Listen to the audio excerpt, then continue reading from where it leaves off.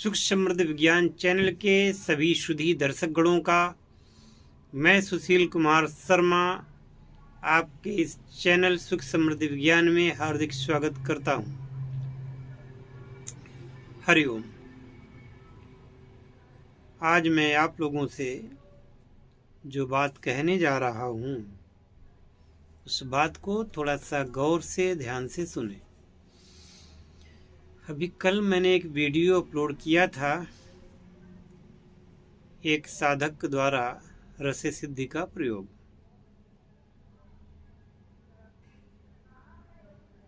काफ़ी सराहा गया और जब से मैंने इसे अपलोड किया है तब से ये प्रथम रैंक पर है और अभी 24 घंटे में ही मात्र अभी भी वो टॉप पर ही है। जब से वो अपलोड हुआ तब भी टॉप पर था, अभी भी टॉप पर है। आप भी इस प्रकार के प्रयोग कर सकते हैं, लेकिन आप लोग हिम्मत नहीं जुटा पाते यहाँ तक आने की। और भाई देखिए, आप यहाँ आएंगे तो कुछ नियम और शर्तें जो हैं वो तो माननी होंगी। जो व्यक्ति मान सकता है वो तो आएगा ही, और आएगा तो लाभ उठाएगा ही। अब रही बात किसी की वीडियो अपलोड करने की, यदि उसकी इच्छा होगी मैं उसे कह दूंगा, इच्छा होगी तो वो उनके वीडियो बनाए जाएंगे, अपलोड किए जाएंगे। और जैसा कि आज के लाइव में मैंने आप लोगों से कहा था कि जो लोग टेक्निकल ज्ञान रखते हैं उस चैनल को अच्छा बनाने में हमारी मदद करें। तो मुझे बताया गया है कि जूम ऐप द्वारा या गूगल मीट के द्वारा कई लोगों से एक जगह पर बात की जा सकती है, लाइव बात की जा सकती है, और इसके पश्चात फिर उसको वीडियो पर अपलोड किया जा सकता है। तो ठीक है, लाइव मीट में अगर गूगल मीट में या जो बताते हैं वो कौन सा ऐप है, जूम, यदि उसमें ऐसा हो सकता है तो लाइव के बाद में 10-5 मिनट के आगे पीछे भी अगर वो वीडियो मैं लाइव कर देता हूँ तो उसको मैं लाइव ही समझूंगा, उसको रिकॉर्डेड न समझ के लाइव ही समझूंगा। और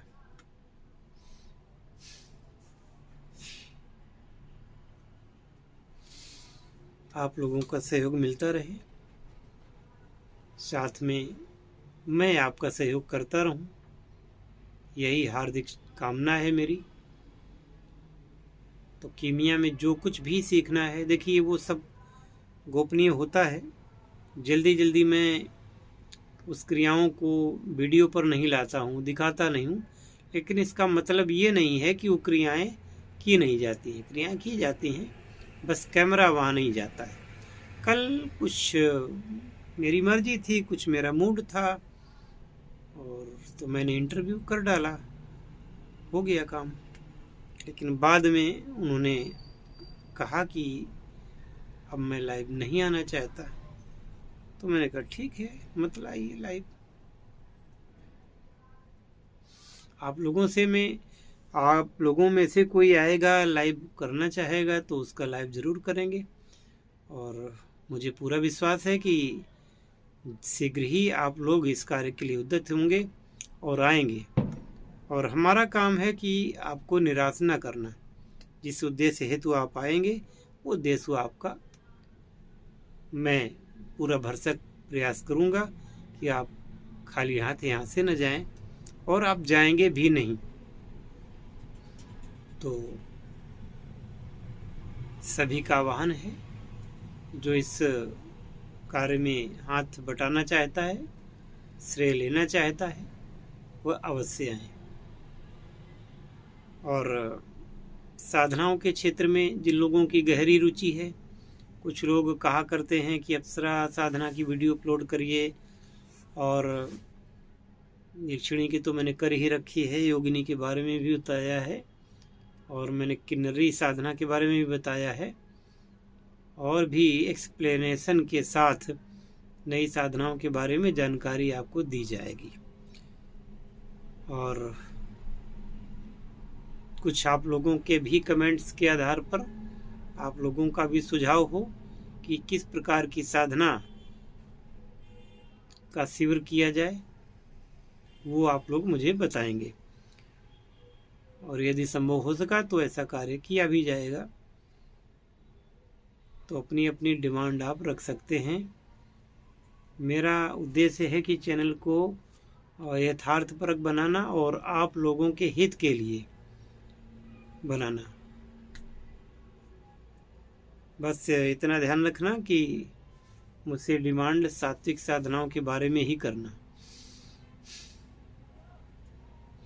और कोई भी व्यक्ति मुझसे खट कर्मों के संबंध में बात ना ही करे तो अच्छा है, क्योंकि वो खट कर्मों के बारे में मैं आपको सलाह नहीं दूंगा।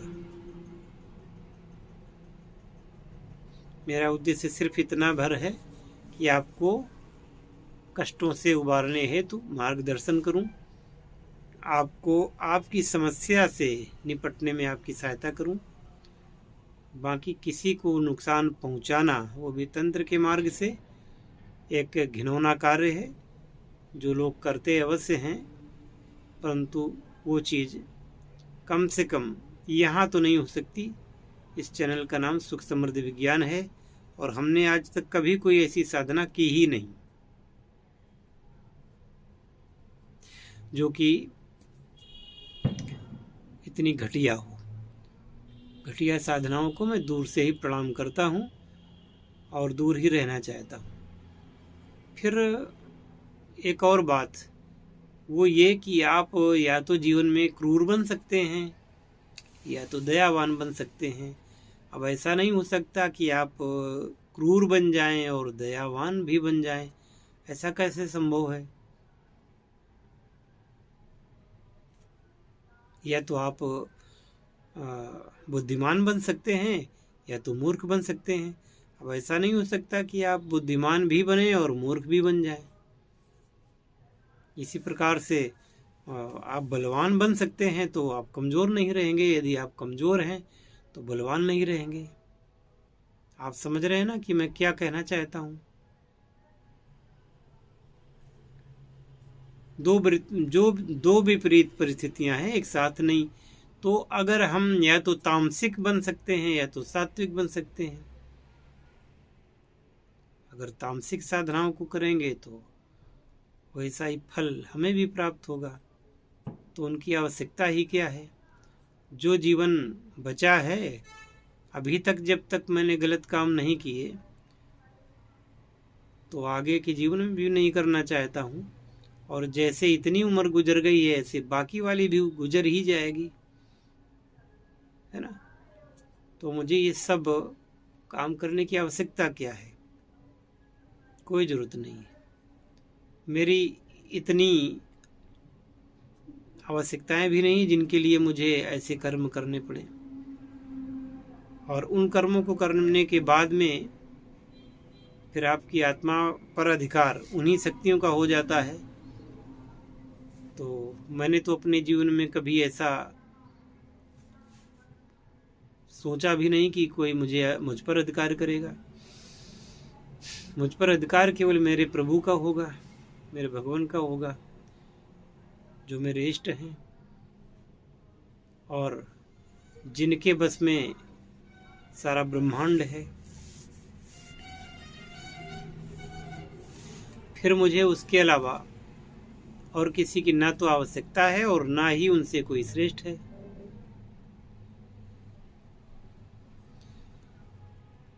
एक भगवान को मैं मानता हूँ तो मुझे फिर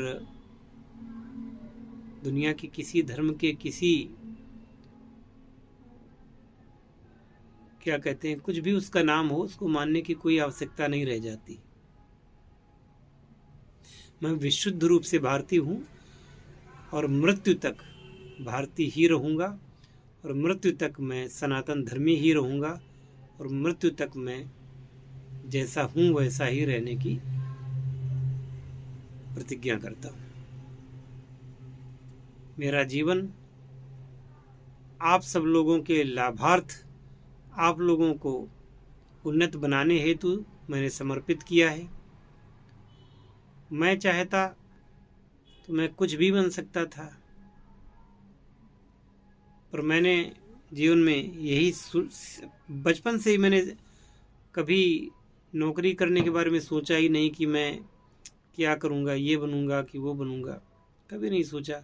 मैंने हमेशा यही सोचा कि जो जीवन मैंने, जो भगवान ने दिया है शरीर, इस शरीर को मैं कैसे उपयुक्त बना करके लोगों के काम आ सकूं। और अगर लोगों के काम आ गया और इस समाज का हित कर सका तो ही उत्तम है। तो मेरा अध्यात्म समाज सेवा है, मेरा ज्ञान समाज सेवा के लिए है, मेरा ज्ञान मेरे देश के लिए है, मेरा ज्ञान मेरे धर्म के लिए है, मेरा ज्ञान मेरे इष्ट के लिए है। और इसी में मुझे पूर्ण संतुष्टि है। मैं कभी नहीं चाहता कि मैं विदेश में मेरी प्रॉपर्टी हो या विदेश में कोई मेरा मकान हो या मैं वहाँ जाके रहूँ। कोई ऐसी इच्छा नहीं है जैसा कि लोगों की हावी होती है कि मैं अमेरिका में जाके रहूँगा, उस जगह जाके रहूँगा।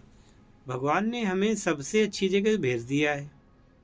भारत से पवित्र जगह कहीं है नहीं, भारत से पुण्यशाली जगह कहीं है नहीं, भारत से सुंदर जगह कहीं है नहीं, सनातन धर्म से अच्छा धर्म दुनिया में है नहीं।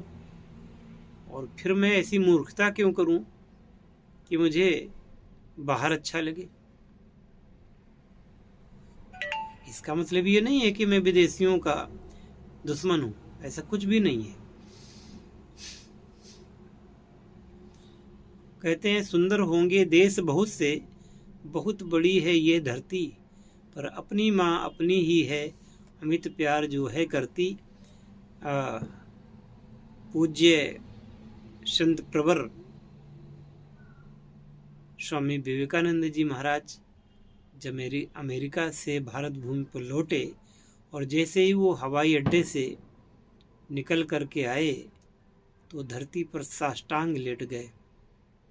जैसे कोई बालक अपनी माँ के आंचल से कुछ समय दूर रहा हो और पुनः अपनी माँ के आंचल में आ करके और उसने उसकी गोद में अपने आप को समर्पित कर दिया हो। क्योंकि बालक का जो मन है, बालक का जो जीवन है, बालक की जो आत्मा है अपनी माँ की गोद में ही शोभा देती है। और उस गोद में वो जो जा करके फिर वो उतना सुरक्षित अपने आप को महसूस करता है कि इतना सुरक्षित तो किसी देश का राष्ट्राध्यक्ष या वहाँ का प्रधानमंत्री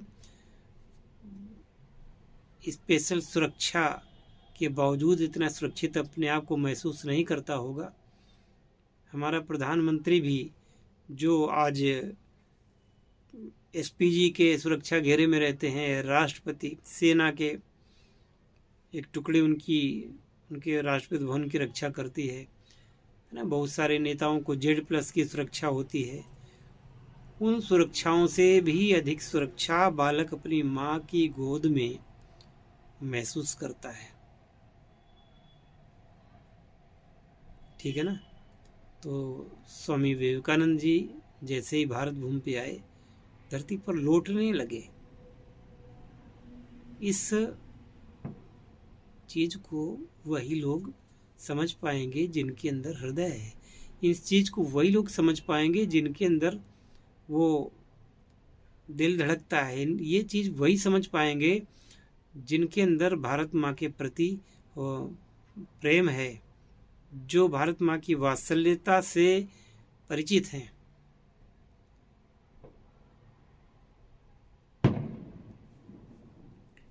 बाकी समाज में बहुत सारे लोग हैं, ज़्यादा पैसा मिलेगा वहाँ चले जाएंगे, ज़्यादा पैसा मिलेगा ऑस्ट्रेलिया चले जाएंगे, ज़्यादा पैसा मिलेगा कनाडा चले जाएंगे, ज़्यादा पैसा मिलेगा अमेरिका चले जाएंगे।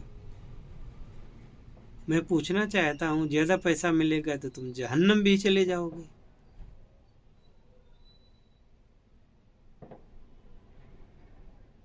सब कुछ पैसा ही थोड़ा है दुनिया में। जिस भारत भूमि में आने के लिए देवता तरसते हैं, भारत भूमि में जन्म लेने के लिए देवताओं की में होड़ रहती है, उस भारत को छोड़ करके तुमको विदेश प्रिय लगते हैं, दुबई अच्छी लगती है, तुमको मस्कट अच्छा लगता है, तुमको अरेबिया अच्छा लगता है। बेवकूफ़ी की हद हो गई। अभी एक पंडित जी का फ़ोन आया था मेरे पास, वो सऊदी अरब से किसी जगह से बोल रहे थे, नाम उस शहर का नहीं याद आ रहा है, और मुझसे पूछ रहे थे कि अमुक साधना करने पर कैसे करेंगे। तो हमने बताया उनको, बोले जहाँ मैं रह रहा हूँ वहाँ तो भाई शाकाहार का भोजन मुश्किल है। अब एक तरफ तुम्हारा ब्राह्मण धर्म कहाँ चला गया, एक तरफ तुम वहाँ पे रह करके केवल पैसे के लिए। जहाँ पर आपके सनातन धर्म को खतरा हो, आप उस देश में क्यों रह रहे हैं पैसे के लिए हैं? अभी आपने देखा पाकिस्तान में ये हमारे श्रीलंकन जो सज्जन थे, इतने ईमानदार, इतने कर्मठ, इतने अच्छे व्यक्ति थे, इसके बावजूद उनको कैसे मारा गया।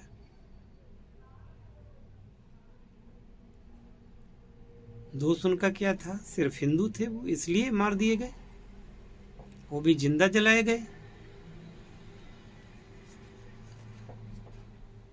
मुझे एक बार मनोज कुमार नाम का व्यक्ति मिला ट्रेन में दिल्ली जाते समय। तो हालांकि उसका उस समय मैं नंबर भी ले आया था, पर सब नंबर वगैरह सब मिस हो गए, मोबाइल खो गया था। वो बता रहा था लड़का कि भैया मैं पाकिस्तान में रहा, हाई सिक्योरिटी रहती थी, जहाँ पर काम करते थे वहाँ बस जाती थी, और वो बस से ही वापस आते थे, और सिक्योर जगह रहने खाने की व्यवस्था थी। इसके बावजूद डर लगा रहता था वहाँ पर कि कब क्या हो न जाए, इस प्रकार का तो वहाँ माहौल था। और उन्होंने बताया कि वहाँ पर खाने पीने का मतलब, आप अगर किसी के बीच में पड़ गए तो अपना धर्म बचाना मुश्किल हो जाएगा। मैंने कहा कैसे? तो उसने कहा कि वहाँ पे बहुत पुलाव बनता है, और वो धरती पे फैलाया जाता है, पुलाव काफ़ी लगाया जाता है, और उसको गाय की पसलियों के बड़े बड़े चटुआ जैसे बनाए जाते हैं। गाय की पसलियों को लेकर के उससे उस चावल को ऊपर चढ़ाया जाता है, मतलब अगर नीचे को आ रहा है तो उसको ऊपर चढ़ाया जाता है ऐसे करके। और आप वहाँ से निकल रहे हैं तो थोड़ा तो आपको खाना ही पड़ेगा वो। अब अगर आप हिंदू हैं तो आप खाने से मना करेंगे तो आपके साथ मारपीट होगी। कहीं वहाँ पे अगर मंदिर देख करके कहीं सिर आपका झुक गया, दूर से ही अगर हाथ जोड़ लिए, तो फिर आपकी आफत आ जाएगी। ऐसी बात मैंने सुनी उसके मुंह से। और पाकिस्तान से आने वाले हिंदू, वो लोग भी ऐसा ही बताते हैं बहुत कुछ। तो ऐसी जगहों पर आपको यदि पैसा मिले तो आपको क्यों जाना होता है, क्या आवश्यकता है?